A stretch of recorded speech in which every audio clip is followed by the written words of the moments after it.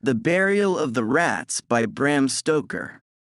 Leaving Paris by the Orleans Road, cross the Enceinte, and, turning to the right, you find yourself in a somewhat wild and not at all savory district. Right and left, before and behind, on every side rise great heaps of dust and waste accumulated by the process of time. Paris has its night as well as its day life, and the sojourner who enters his hotel in the Rue de Rivoli or the Rue Saint-Honoré late at night or leaves it early in the morning, can guess, in coming near Montrouge if he has not done so already, the purpose of those great wagons that look like boilers on wheels which he finds halting everywhere as he passes. Every city has its peculiar institutions created out of its own needs, and one of the most notable institutions of Paris is its rag-picking population. In the early morning, and Parisian life commences at an early hour, may be seen in most streets standing on the pathway opposite every court and alley and between every few houses, as still in some American cities, even in parts of New York, large wooden boxes into which the domestics or tenement holders empty the accumulated dust of the past day. Round these boxes gather and pass on, when the work is done, to fresh fields of labor and pastures new, squalid, hungry-looking men and women, the implements of whose craft consist of a coarse bag or basket slung over the shoulder and a little rake with which they turn over and probe and examine in the minutest manner the dustbins. They pick up and deposit in their baskets, by aid of their rakes, whatever they may find, with the same facility as a Chinaman uses his chopsticks. Paris is a city of centralization, and centralization and classification are closely allied. In the early times, when centralization is becoming a fact, its forerunner is classification. All things which are similar or analogous become grouped together, and from the grouping of groups rises one whole or central point. We see radiating many long arms with innumerable tentaculi, and in the center rises a gigantic head with a comprehensive brain and keen eyes to look on every side, and ears sensitive to hear, and a voracious mouth to swallow. Other cities resemble all the birds and beasts and fishes whose appetites and digestions are normal. Paris alone is the analogical apotheosis of the octopus. Product of centralization carried to an ad absurdum, it fairly represents the devilfish, and in no respects is the resemblance more curious than in the similarity of the digestive apparatus. Those intelligent tourists who, having surrendered their individuality into the hands of Messrs. Cook or Gaze, do Paris in 3 days, are often puzzled to know how it is that the dinner which in London would cost about 6 shillings, can be had for 3 francs in a café in the Palais Royal. They need have no more wonder if they will but consider the classification which is a theoretic speciality of Parisian life, and adopt all round the fact from which the chiffonnier has his genesis. The Paris of 1850 was not like the Paris of today, and those who see the Paris of Napoleon and Baron Haussmann can hardly realize the existence of the state of things 45 years ago. Amongst other things, however, which have not changed are those districts where the waste is gathered. Dust is dust all the world over, in every age, and the family likeness of dust heaps is perfect.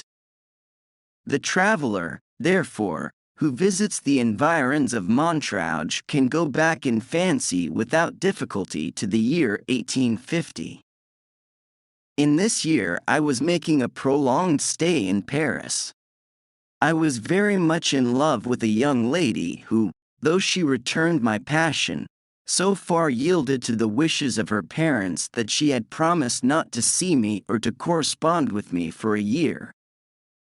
I, too, had been compelled to accede to these conditions under a vague hope of parental approval. During the term of probation, I had promised to remain out of the country and not to write to my dear one until the expiration of the year. Naturally, the time went heavily with me. There was no one of my own family or circle who could tell me of Alice, and none of her own folk had, I am sorry to say, sufficient generosity to send me even an occasional word of comfort regarding her health and well-being. I spent 6 months wandering about Europe, but as I could find no satisfactory distraction in travel, I determined to come to Paris, where, at least, I would be within easy hail of London in case any good fortune should call me thither before the appointed time. That hope deferred maketh the heart sick was never better exemplified than in my case, for in addition to the perpetual longing to see the face I loved, there was always with me a harrowing anxiety lest some accident should prevent me showing Alice in due time that I had, throughout the long period of probation, been faithful to her trust and my own love. Thus, every adventure which I undertook had a fierce pleasure of its own, for it was fraught with possible consequences greater than it would have ordinarily borne. Like all travelers, I exhausted the places of most interest in the first month of my stay, and was driven in the second month to look for amusement whithersoever I might. Having made sundry journeys to the better-known suburbs, I began to see that there was a terra incognita, in so far as the guidebook was concerned, in the social wilderness lying between these attractive points. Accordingly, I began to systematize my researches, and each day took up the thread of my exploration at the place where I had on the previous day dropped it.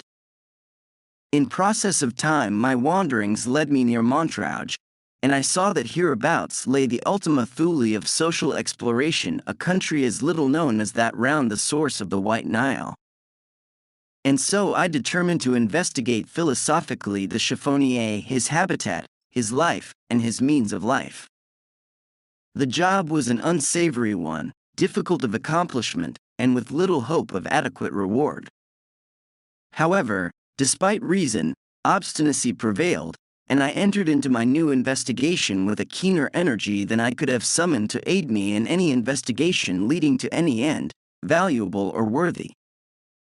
One day, late in a fine afternoon, toward the end of September, I entered the Holy of Holies of the City of Dust. The place was evidently the recognized abode of a number of chiffonniers, for some sort of arrangement was manifested in the formation of the dust heaps near the road.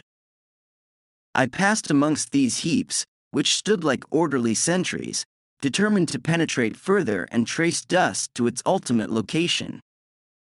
As I passed along, I saw behind the dust heaps a few forms that flitted to and fro, evidently watching with interest the advent of any stranger to such a place.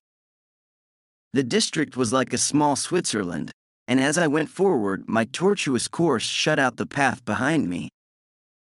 Presently I got into what seemed a small city or community of chiffonniers. There were a number of shanties or huts, such as may be met with in the remote parts of the bog of Allen, rude places with wattled walls, plastered with mud, and roofs of rude thatch made from stable refuse, such places as one would not like to enter for any consideration, and which even in watercolor could only look picturesque if judiciously treated.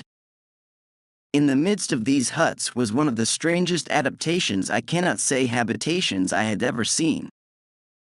An immense old wardrobe, the colossal remnant of some boudoir of Charles VII.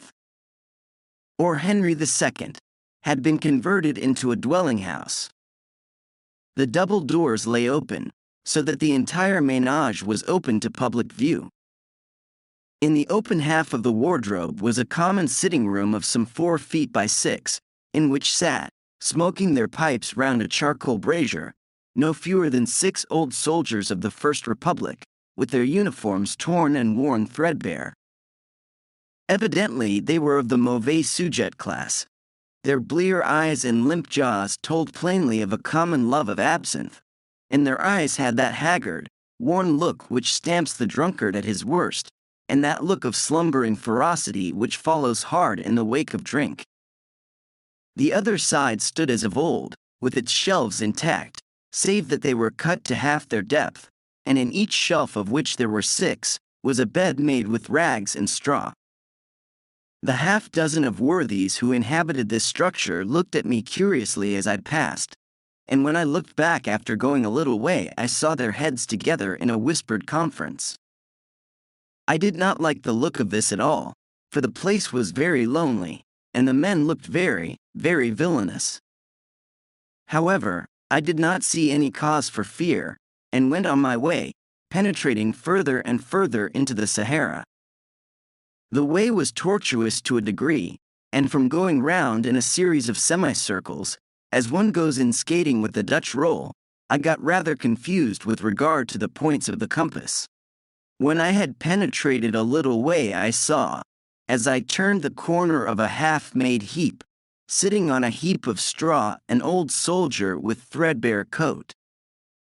"Hullo," said I to myself, "the First Republic is well represented here in its soldiery." As I passed him, the old man never even looked up at me, but gazed on the ground with stolid persistency. Again I remarked to myself, "See what a life of rude warfare can do." This old man's curiosity is a thing of the past. When I had gone a few steps, however, I looked back suddenly, and saw that curiosity was not dead, for the veteran had raised his head and was regarding me with a very queer expression.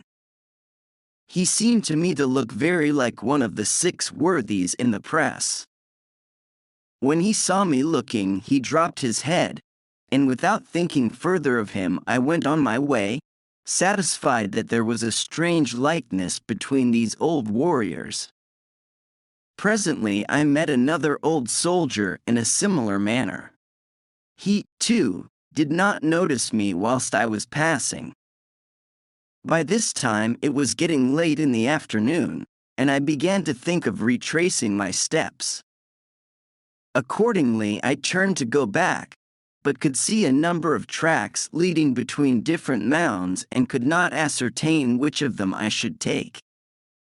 In my perplexity I wanted to see someone of whom to ask the way, but could see no one. I determined to go on a few mounds further and so try to see someone not a veteran.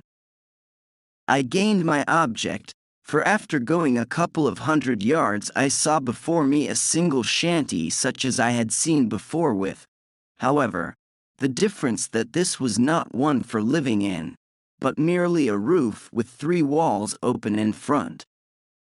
From the evidences which the neighborhood exhibited, I took it to be a place for sorting. Within it was an old woman wrinkled and bent with age. I approached her to ask the way. She rose as I came close, and I asked her my way. She immediately commenced a conversation, and it occurred to me that here in the very center of the kingdom of dust was the place to gather details of the history of Parisian rag-picking, particularly as I could do so from the lips of one who looked like the oldest inhabitant. I began my inquiries, and the old woman gave me most interesting answers. She had been one of the citeuses who sat daily before the guillotine and had taken an active part among the women who signalized themselves by their violence in the Revolution. While we were talking, she said suddenly, "But monsieur must be tired standing," and dusted a rickety old stool for me to sit down. I hardly liked to do so for many reasons, but the poor old woman was so civil that I did not like to run the risk of hurting her by refusing, and moreover the conversation of one who had been at the taking of the Bastille was so interesting that I sat down, and so our conversation went on. While we were talking, an old man older and more bent and wrinkled even than the woman appeared from behind the shanty. "Here is Pierre," said she. Monsieur can hear stories now if he wishes, for Pierre was in everything, from the Bastille to Waterloo. The old man took another stool at my request, and we plunged into a sea of revolutionary reminiscences. This old man, albeit clothed like a scarecrow, was like any one of the 6 veterans. I was now sitting in the center of the low hut with the woman on my left hand and the man on my right, each of them being somewhat in front of me. The place was full of all sorts of curious objects of lumber, and of many things that I wished far away. In one corner was a heap of rags which seemed to move from the number of vermin it contained, and in the other a heap of bones whose odor was something shocking. Every now and then, glancing at the heaps, I could see the gleaming eyes of some of the rats which infested the place. These loathsome objects were bad enough, but what looked even more dreadful was an old butcher's axe with an iron handle stained with clots of blood leaning up against the wall on the right-hand side. Still, these things did not give me much concern. The talk of the 2 old people was so fascinating that I stayed on, till the evening came and the dust heaps threw dark shadows over the vales between them. After a time I began to grow uneasy. I could not tell how or why, but somehow I did not feel satisfied. Uneasiness is an instinct and means warning. The psychic faculties are often the sentries of the intellect, and when they sound alarm, the reason begins to act, although perhaps not consciously. This was so with me. I began to bethink me where I was and by what surrounded, and to wonder how I should fare in case I should be attacked. And then the thought suddenly burst upon me, although without any overt cause, that I was in danger. Prudence whispered, "Be still and make no sign," and so I was still and made no sign, for I knew that 4 cunning eyes were on me. 4 eyes, if not more. My God, what a horrible thought! The whole shanty might be surrounded on 3 sides with villains. I might be in the midst of a band of such desperadoes as only half a century of periodic revolution can produce. With a sense of danger, my intellect and observation quickened, and I grew more watchful than was my wont. I noticed that the old woman's eyes were constantly wandering toward my hands. I looked at them too, and saw the cause my rings. On my left little finger I had a large signet and on the right a good diamond. I thought that if there was any danger, my first care was to avert suspicion. Accordingly, I began to work the conversation round to rag-picking to the drains of the things found there, and so by easy stages to jewels. Then, seizing a favorable opportunity, I asked the old woman if she knew anything of such things. She answered that she did, a little. I held out my right hand, and, showing her the diamond, asked her what she thought of that. She answered that her eyes were bad, and stooped over my hand. I said as nonchalantly as I could, "Pardon me. You will see better thus," and taking it off, handed it to her. An unholy light came into her withered old face as she touched it. She stole one glance at me, swift and keen as a flash of lightning. She bent over the ring for a moment, her face quite concealed as though examining it. The old man looked straight out of the front of the shanty before him, at the same time fumbling in his pockets and producing a screw of tobacco in a paper and a pipe, which he proceeded to fill. I took advantage of the pause and the momentary rest from the searching eyes on my face to look carefully round the place, now dim and shadowy in the gloaming. There still lay all the heaps of varied reeking foulness. There the terrible blood-stained axe leaning against the wall in the right-hand corner, and everywhere, despite the gloom, the baleful glitter of the eyes of the rats. I could see them even through some of the chinks of the boards at the back low down close to the ground. But stay! These latter eyes seemed more than usually large and bright and baleful.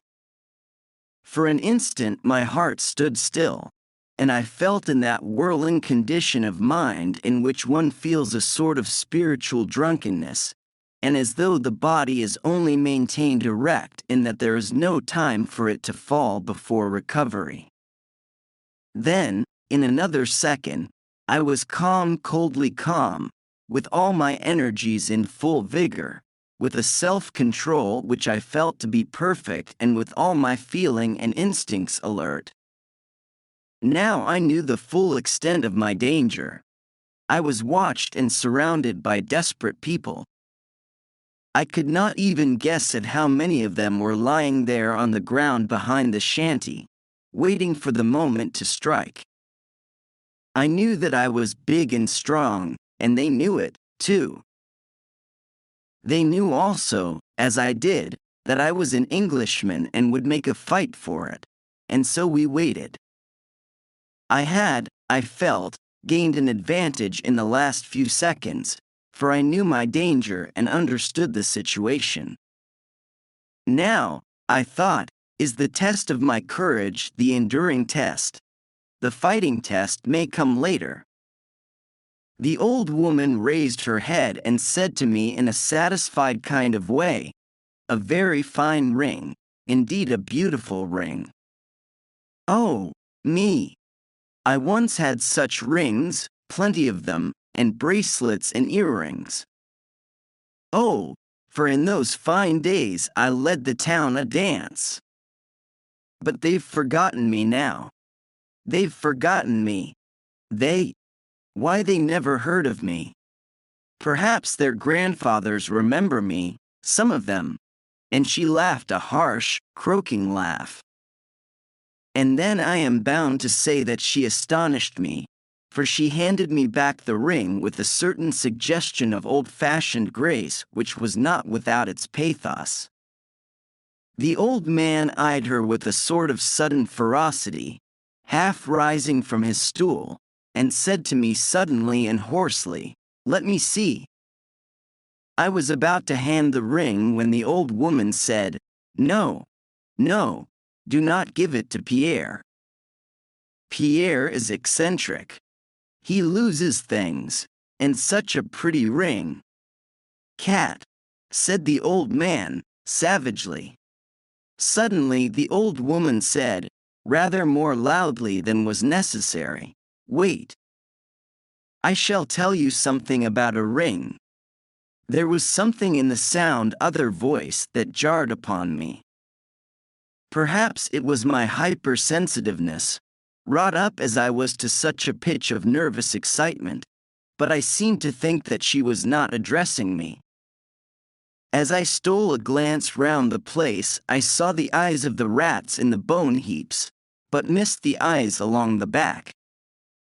But even as I looked, I saw them again appear. The old woman's "wait" had given me a respite from attack, and the men had sunk back to their reclining posture. I once lost a ring, a beautiful diamond hoop that had belonged to a queen, and which was given to me by a farmer of the taxes, who afterwards cut his throat because I sent him away.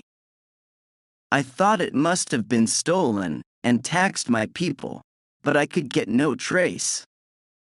The police came and suggested that it had found its way to the drain. We descended, I in my fine clothes, for I would not trust them with my beautiful ring. I know more of the drain since then, and of rats, too. But I shall never forget the horror of that place alive with blazing eyes, a wall of them just outside the light of our torches. Well, we got beneath my house.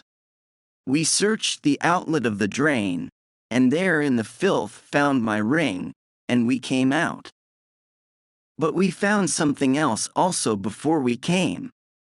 As we were coming toward the opening, a lot of sewer rats, human ones this time, came toward us. They told the police that one of their number had gone into the drain, but had not returned. He had gone in only shortly before we had, and, if lost, could hardly be far off. They asked help to seek him, so we turned back. They tried to prevent me going, but I insisted. It was a new excitement, and had I not recovered my ring? Not far did we go till we came on something. There was but little water, and the bottom of the drain was raised with brick, rubbish, and much matter of the kind. He had made a fight for it, even when his torch had gone out. But they were too many for him. They had not been long about it. The bones were still warm, but they were picked clean. They had even eaten their own dead ones, and there were bones of rats as well as of the man. They took it cool enough, those other the human ones, and joked of their comrade when they found him dead, though they would have helped him living. Bah! What matters it, life or death? And had you no fear? I asked her. Fear, she said with a laugh. Me have fear? Asked Pierre. But I was younger then, and, as I came through that horrible drain with its wall of greedy eyes, always moving with the circle of the light from the torches, I did not feel easy. I kept on before the men, though. It is a way I have. I never let the men get it before me. All I want is a chance and a means. And they ate him up, took every trace away except the bones, and no one knew it, nor no sound of him was ever heard. Here she broke into a chuckling fit of the ghastliest merriment which it was ever my lot to hear and see. A great poetess describes her heroine singing. Oh, to see or hear her singing! Scarce I know which is the divinest. And I can apply the same idea to the old crone in all save the divinity, for I scarce could tell which was the most hellish, the harsh, malicious, satisfied, cruel laugh, or the leering grin, and the horrible square opening of the mouth like a tragic mask, and the yellow gleam of the few discolored teeth in the shapeless gums. In that laugh and with that grin and the chuckling satisfaction, I knew as well as if it had been spoken to me in words of thunder that my murder was settled, and the murderers only bided the proper time for its accomplishment. I could read between the lines of her gruesome story the commands to her accomplices. Wait, she seemed to say, bide your time. I shall strike the first blow. Find the weapon for me, and I shall make the opportunity. He shall not escape. Keep him quiet, and then no one will be wiser. There will be no outcry, and the rats will do their work.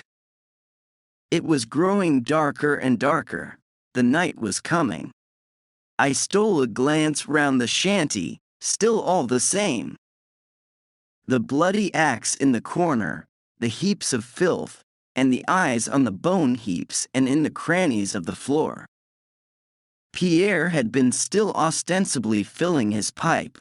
He now struck a light and began to puff away at it. The old woman said, "Dear heart, how dark it is." Pierre, like a good lad, light the lamp. Pierre got up and with the lighted match in his hand touched the wick of a lamp which hung at one side of the entrance to the shanty, and which had a reflector that threw the light all over the place. It was evidently that which was used for their sorting at night. Not that, stupid! Not that! The lantern! She called out to him. He immediately blew it out, saying, "All right, mother, I'll find it. and he hustled about the left corner of the room, the old woman saying through the darkness, "The lantern. The lantern! Oh, that is the light that is most useful to us poor folks." The lantern was the friend of the revolution. It is the friend of the chiffonnier. It helps us when all else fails.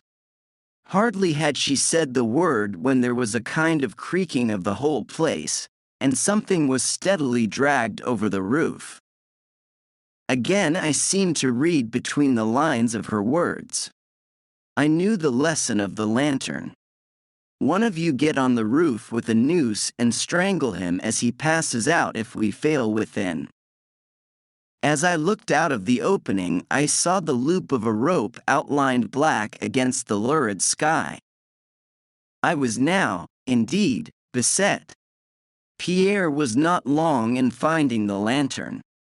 I kept my eyes fixed through the darkness on the old woman. Pierre struck his light, and by its flash I saw the old woman raise from the ground beside her where it had mysteriously appeared, and then hide in the folds other gown, a long sharp knife or dagger. It seemed to be like a butcher's sharpening iron fined to a keen point.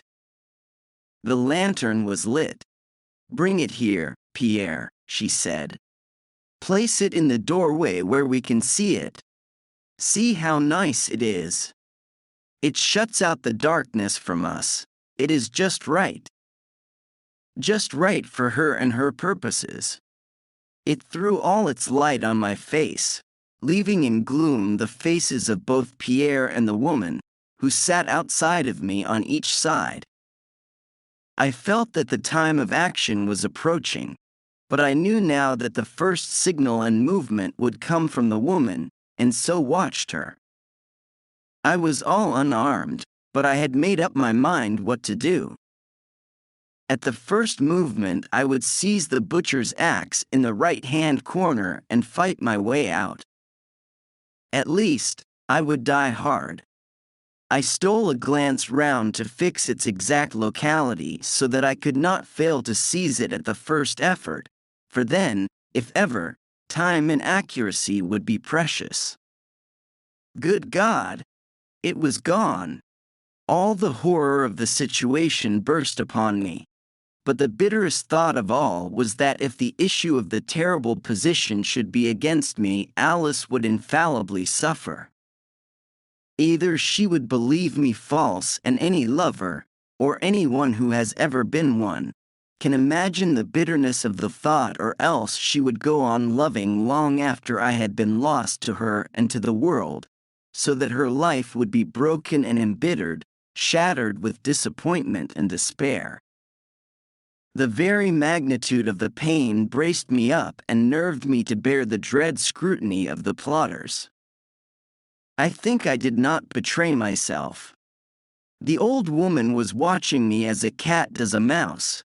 She had her right hand hidden in the folds of her gown, clutching, I knew, that long, cruel-looking dagger. Had she seen any disappointment in my face, she would, I felt, have known that the moment had come, and would have sprung on me like a tigress, certain of taking me unprepared. I looked out into the night, and there I saw new cause for danger. Before and around the hut were at a little distance some shadowy forms. They were quite still, but I knew that they were all alert and on guard.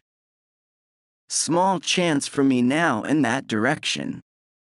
Again I stole a glance round the place. In moments of great excitement and of great danger, which is excitement, the mind works very quickly, and the keenness of the faculties which depend on the mind grows in proportion. I now felt this. In an instant I took in the whole situation. I saw that the axe had been taken through a small hole made in one of the rotten boards. How rotten they must be to allow of such a thing being done without a particle of noise. The hut was a regular murder trap, and was guarded all around. A garroter lay on the roof, ready to entangle me with his noose if I should escape the dagger of the old hag. In front, the way was guarded by I know not how many watchers. And at the back was a row of desperate men. I had seen their eyes still through the crack in the boards of the floor, when last I looked, as they lay prone, waiting for the signal to start erect. If it was to be ever, now for it. As nonchalantly as I could, I turned slightly on my stool so as to get my right leg well under me. Then, with a sudden jump, turning my head and guarding it with my hands, and with the fighting instinct of the knights of old, I breathed my lady's name and hurled myself against the back wall of the hut. Watchful as they were, the suddenness of my movement surprised both Pierre and the old woman. As I crashed through the rotten timbers, I saw the old woman rise with a leap like a tiger and heard her low gasp of baffled rage. My feet lit on something that moved, and as I jumped away, I knew that I had stepped on the back of one of the row of men lying on their faces outside the hut. I was torn with nails and splinters, but otherwise unhurt. Breathless, I rushed up the mound in front of me, hearing as I went the dull crash of the shanty as it collapsed into a mass. It was a nightmare climb. The mound, though but low, was awfully steep, and with each step I took the mass of dust and cinders tore down with me and gave way under my feet. The dust rose and choked me. It was sickening, fetid, awful. But my climb was, I felt, for life or death, and I struggled on. The seconds seemed hours, but the few moments I had in starting, combined with my youth and strength, gave me a great advantage, and, though several forms struggled after me in deadly silence which was more dreadful than any sound, I easily reached the top. Since then I have climbed the cone of Vesuvius, and as I struggled up that dreary steep amid the sulphurous fumes, the memory of that awful night at Montrouge came back to me so vividly that I almost grew faint. The mound was one of the tallest in the region of dust, and as I struggled to the top, panting for breath and with my heart beating like a sledgehammer, I saw away to my left the dull red gleam of the sky, and nearer still the flashing of lights. Thank God! I knew where I was now and where lay the road to Paris. For 2 or 3 seconds I paused and looked back. My pursuers were still well behind me, but struggling up resolutely and in deadly silence. Beyond, the shanty was a wreck, a mass of timber and moving forms. I could see it well, for flames were already bursting out. The rags and straw had evidently caught fire from the lantern. Still silence there. Not a sound. These old wretches could die game, anyhow. I had no time for more than a passing glance, for as I cast an eye round the mound preparatory to making my descent, I saw several dark forms rushing round on either side to cut me off on my way. It was now a race for life. They were trying to head me on my way to Paris, and with the instinct of the moment I dashed down to the right-hand side. I was just in time, for, though I came as it seemed to me down the steep in a few steps, the wary old men who were watching me turned back, and one, as I rushed by into the opening between the 2 mounds in front, almost struck me a blow with that terrible butcher's axe. There could surely not be 2 such weapons about. Then began a really horrible chase.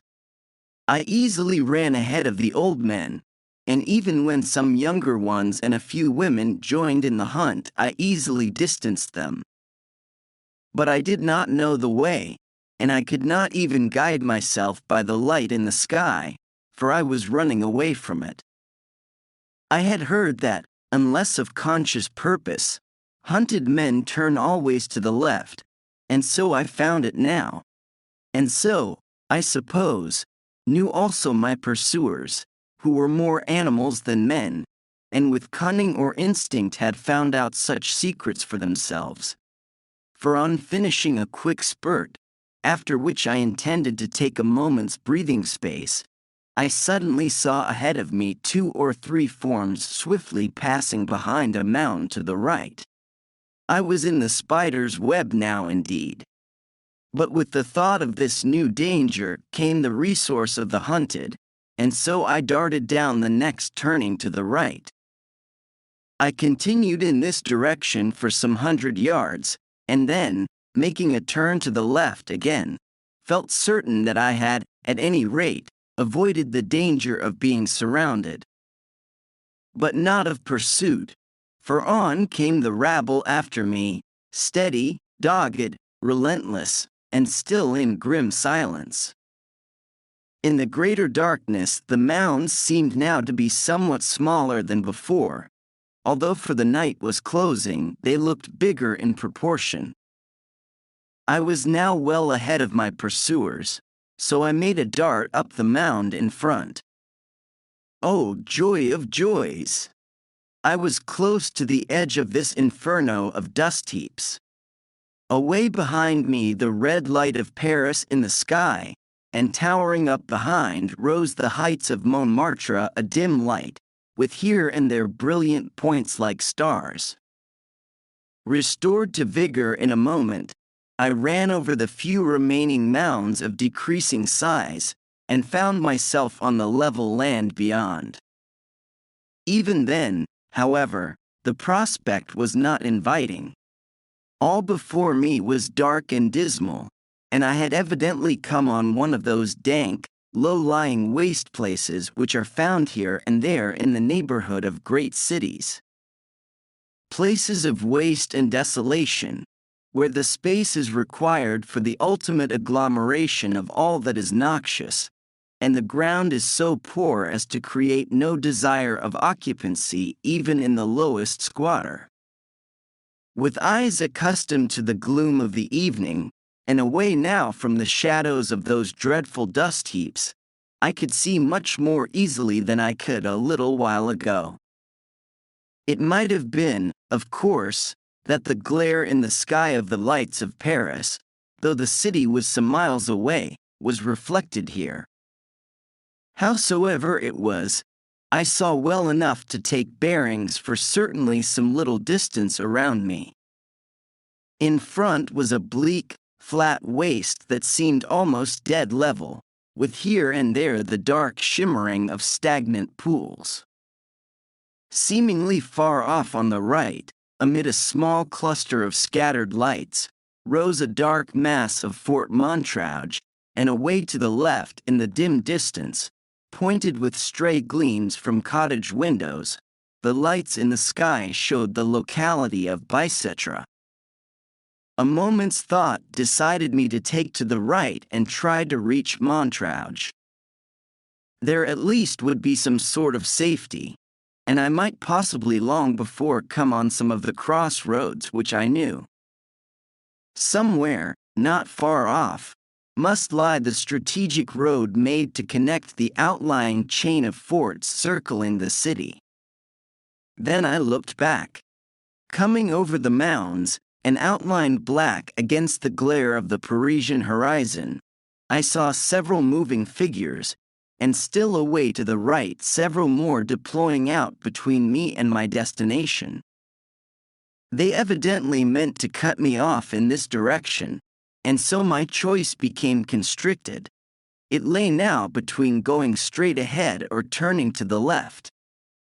Stooping to the ground, so as to get the advantage of the horizon as a line of sight, I looked carefully in this direction, but could detect no sign of my enemies.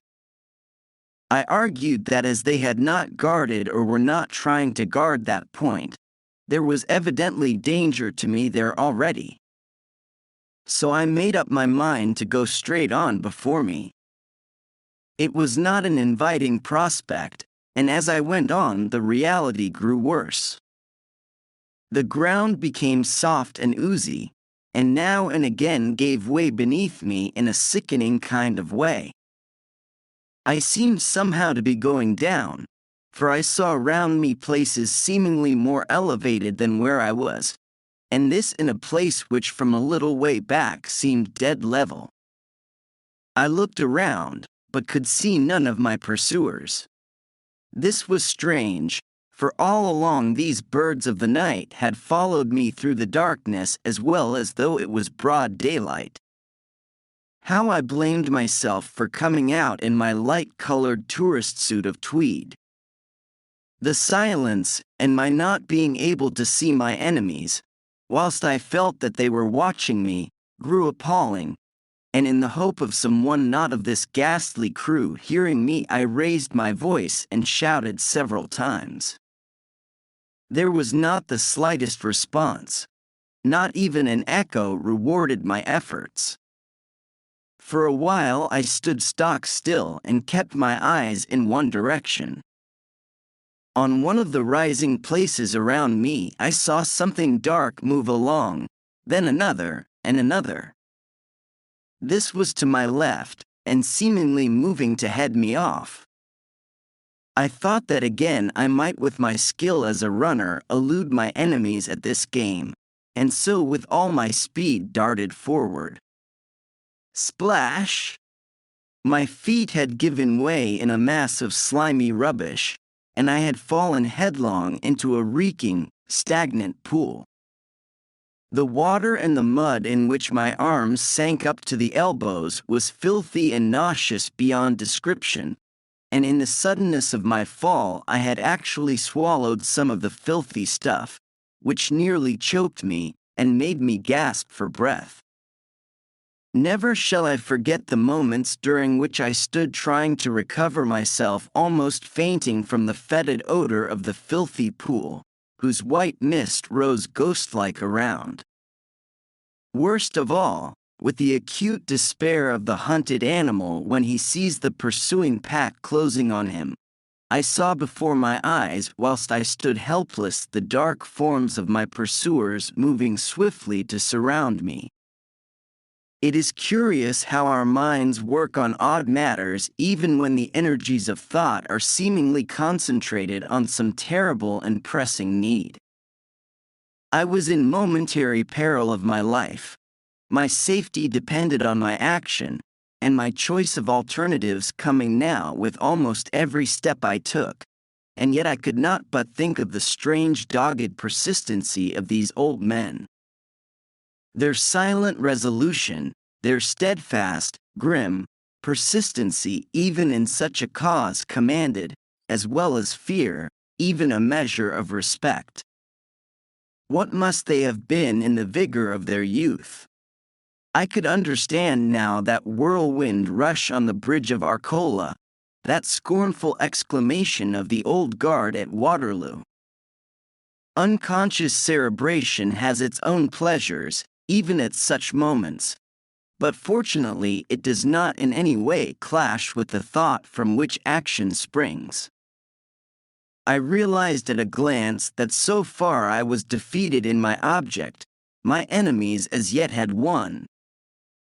They had succeeded in surrounding me on 3 sides, and were bent on driving me off to the left hand, where there was already some danger for me, for they had left no guard. I accepted the alternative. It was a case of Hobson's choice and run. I had to keep the lower ground, for my pursuers were on the higher places. However, though the ooze and broken ground impeded me, my youth and training made me able to hold my ground, and by keeping a diagonal line I not only kept them from gaining on me but even began to distance them. This gave me new heart and strength, and by this time habitual training was beginning to tell and my second wind had come. Before me the ground rose slightly. I rushed up the slope and found before me a waste of watery slime, with a low dike or bank looking black and grim beyond.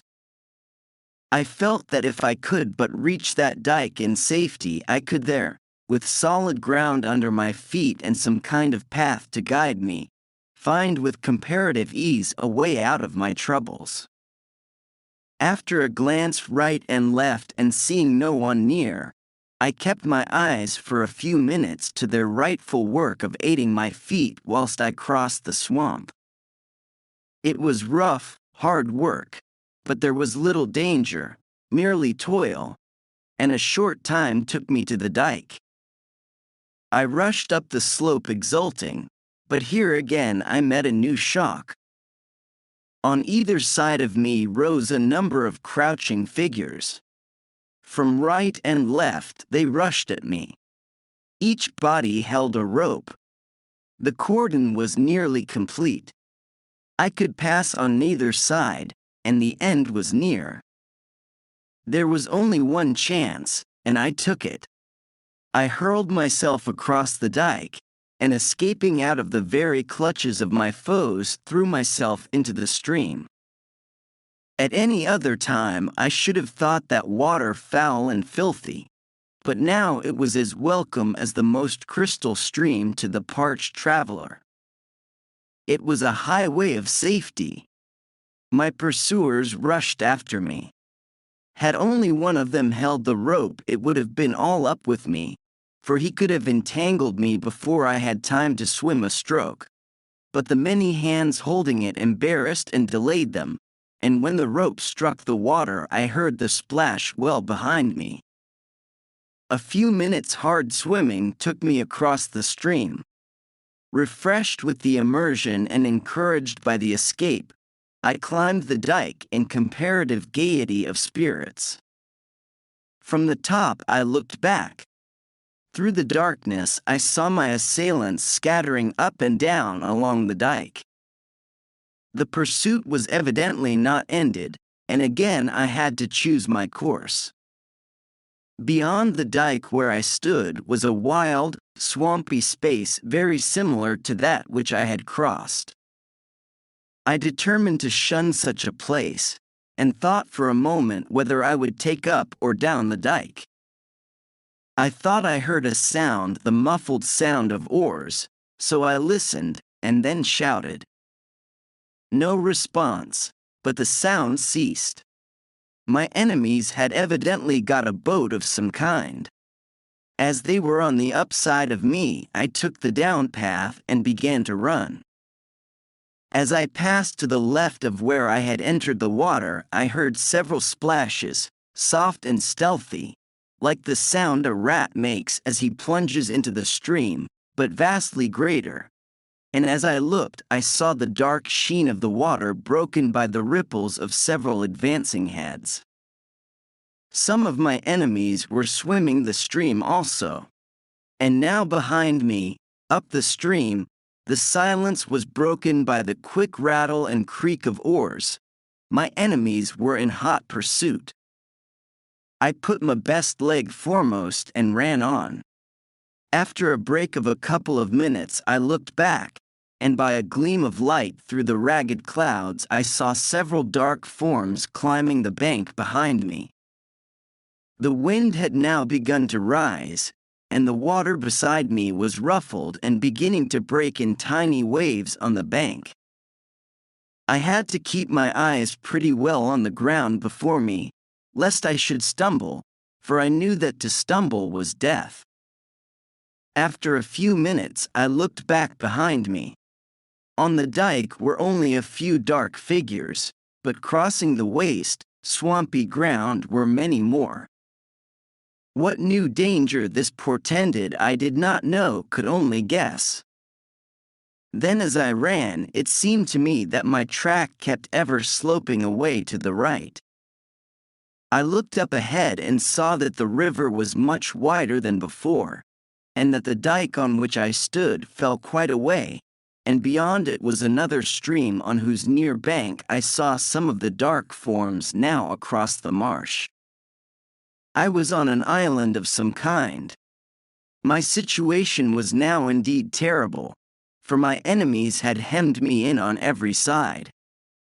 Behind came the quickening roll of the oars, as though my pursuers knew that the end was close. Around me on every side was desolation. There was not a roof or light, as far as I could see.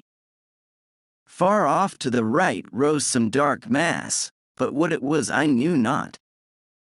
For a moment I paused to think what I should do, not for more, for my pursuers were drawing closer. Then my mind was made up. I slipped down the bank and took to the water.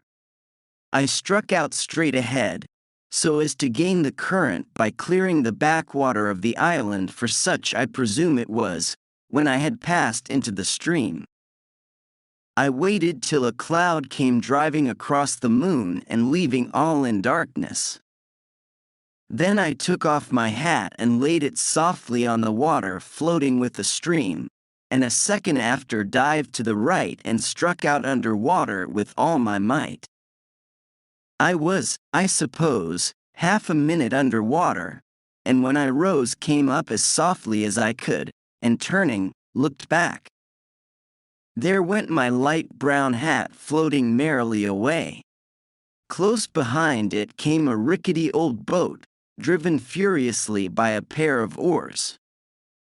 The moon was still partly obscured by the drifting clouds, but in the partial light I could see a man in the bows holding aloft ready to strike what appeared to me to be that same dreadful pole-axe which I had before escaped.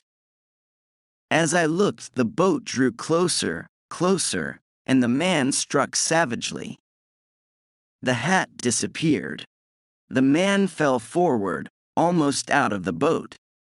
His comrades dragged him in, but without the axe, and then as I turned with all my energies bent on reaching the further bank, I heard the fierce whir of the muttered "Sacra," which marked the anger of my baffled pursuers. That was the first sound I had heard from human lips during all this dreadful chase, and full as it was of menace and danger to me, it was a welcome sound, for it broke that awful silence which shrouded and appalled me. It was as though an overt sign that my opponents were men and not ghosts, and that with them I had, at least, the chance of a man, though but one against many. But now that the spell of silence was broken, the sounds came thick and fast. From boat to shore and back from shore to boat came quick question and answer, all in the fiercest whispers. I looked back, a fatal thing to do, for in the instant someone caught sight of my face, which showed white on the dark water, and shouted. Hands pointed to me, and in a moment or two the boat was under way, and following hard after me. I had but a little way to go, but quicker and quicker came the boat after me. A few more strokes and I would be on the shore, but I felt the oncoming of the boat, and expected each second to feel the crash of an oar or other weapon on my head. Had I not seen that dreadful axe disappear in the water, I do not think that I could have won the shore. I heard the muttered curses of those not rowing and the labored breath of the rowers. With one supreme effort for life or liberty, I touched the bank and sprang up it. There was not a single second to spare, for hard behind me the boat grounded and several dark forms sprang after me. I gained the top of the dike, and keeping to the left ran on again. The boat put off and followed down the stream. Seeing this, I feared danger in this direction, and quickly turning, ran down the dike on the other side, and after passing a short stretch of marshy ground gained a wild, open flat country and sped on. Still behind me came on my relentless pursuers. Far away, below me, I saw the same dark mass as before, but now grown closer and greater. My heart gave a great thrill of delight, for I knew that it must be the fortress of Bicetra, and with new courage I ran on. I had heard that between each and all of the protecting forts of Paris there are strategic ways, deep-sunk roads, where soldiers marching should be sheltered from an enemy. I knew that if I could gain this road I would be safe, but in the darkness I could not see any sign of it. So, in blind hope of striking it, I ran on. Presently I came to the edge of a deep cut, and found that down below me ran a road guarded on each side by a ditch of water fenced on either side by a straight, high wall. Getting fainter and dizzier, I ran on. The ground got more broken more and more still, till I staggered and fell, and rose again, and ran on in the blind anguish of the hunted. Again the thought of Alice nerved me. I would not be lost and wreck her life. I would fight and struggle for life to the bitter end. With a great effort I caught the top of the wall. As, scrambling like a catamount, I drew myself up, I actually felt a hand touch the sole of my foot. I was now on a sort of causeway, and before me I saw a dim light. Blind and dizzy, I ran on, staggered, and fell, rising, covered with dust and blood. Halt la! The words sounded like a voice from heaven. A blaze of light seemed to enwrap me, and I shouted with joy. Qui va la! The rattle of musketry, the flash of steel before my eyes. Instinctively I stopped, though close behind me came a rush of my pursuers. Another word or two, and out from a gateway poured, as it seemed to me, a tide of red and blue, as the guard turned out. All around seemed blazing with light, and the flash of steel, the clink and rattle of arms, and the loud, harsh voices of command. As I fell forward, utterly exhausted, a soldier caught me. I looked back in dreadful expectation, and saw the mass of dark forms disappearing into the night. Then I must have fainted. When I recovered my senses, I was in the guardroom. They gave me brandy, and after a while I was able to tell them something of what had passed. Then a commissary of police appeared, apparently out of the empty air, as is the way of the Parisian police officer. He listened attentively, and then had a moment's consultation with the officer in command. Apparently they were agreed, for they asked me if I were ready now to come with them. Where to? I asked, rising to go.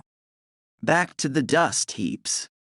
We shall, perhaps, catch them yet.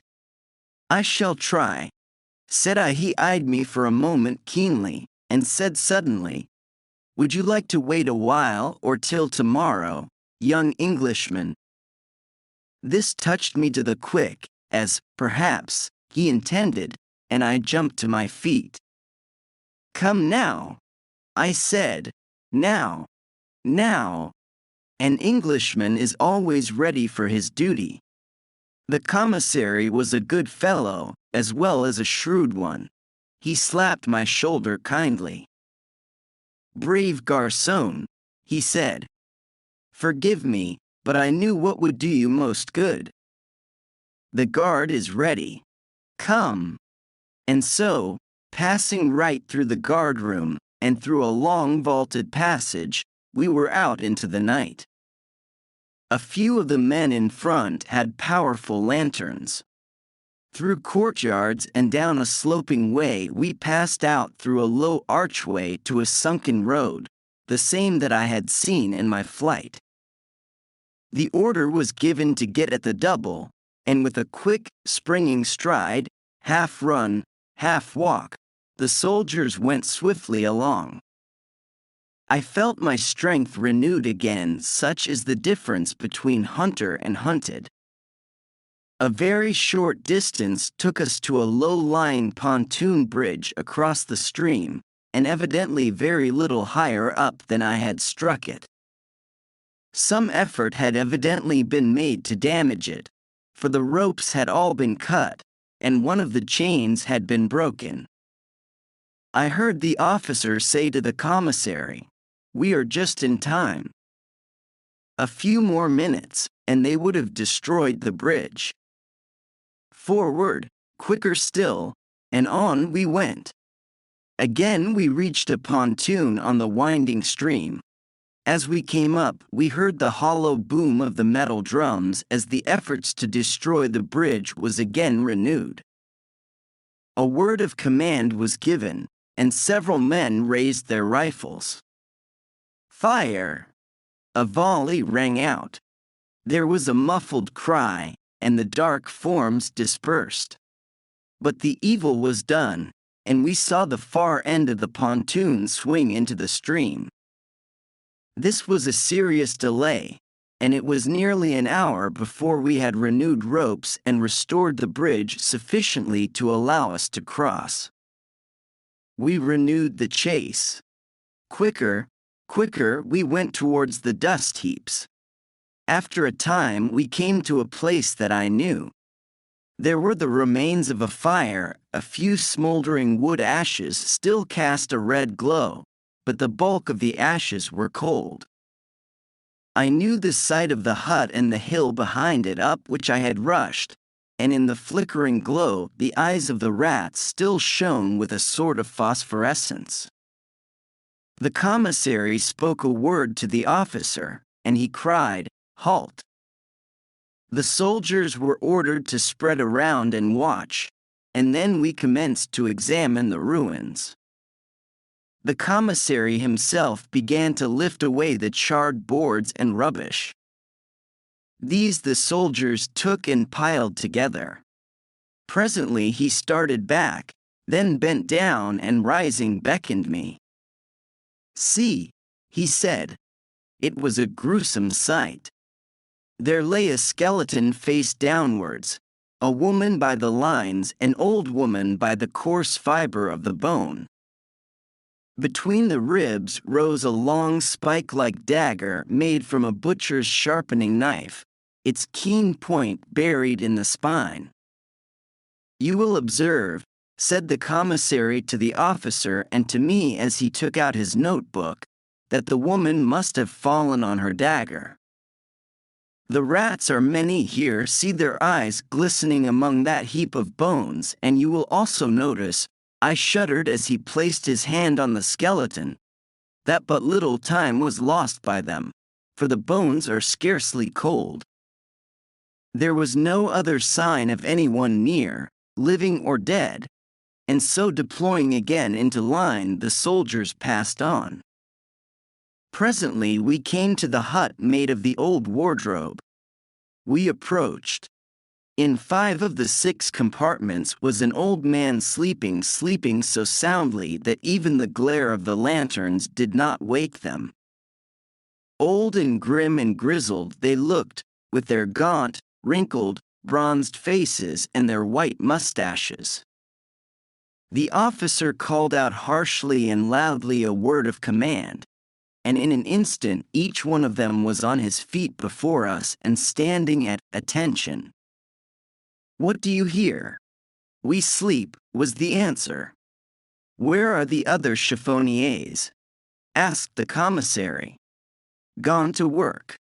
"And you?" "We are on guard." "Peste!" laughed the officer grimly, as he looked at the old men one after the other in the face and added with cool deliberate cruelty, "Asleep on duty." Is this the manner of the old guard? No wonder, then, a Waterloo. By the gleam of the lantern I saw the grim old faces grow deadly pale, and almost shuddered at the look in the eyes of the old men as the laugh of the soldiers echoed the grim pleasantry of the officer. I felt in that moment that I was in some measure avenged. For a moment they looked as if they would throw themselves on the taunter, but years of their life had schooled them and they remained still. "You are but 5, said the commissary. "Where is the 6th? The answer came with a grim chuckle. "He is there, and the speaker pointed to the bottom of the wardrobe. He died last night. You won't find much of him. The burial of the rats is quick. The commissary stooped and looked in. Then he turned to the officer and said calmly, "We may as well go back. No trace here now. Nothing to prove that man was the one wounded by your soldiers' bullets. Probably they murdered him to cover up the trace. See." Again he stooped and placed his hands on the skeleton. "The rats work quickly and they are many. These bones are warm."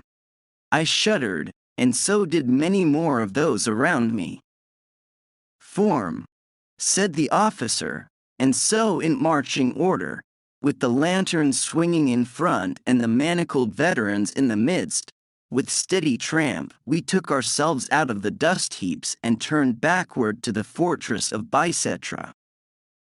My year of probation has long since ended, and Alice is my wife.